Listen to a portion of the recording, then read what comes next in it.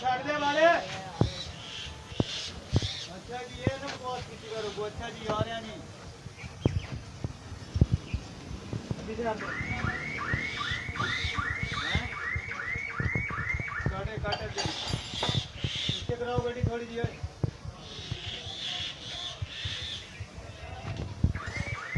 break गाड़ी खड़े कर